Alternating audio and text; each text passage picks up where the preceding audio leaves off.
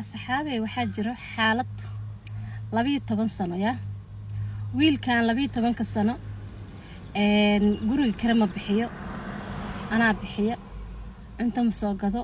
anaa cuntada soo gada ma soo adeego anaa soo adeega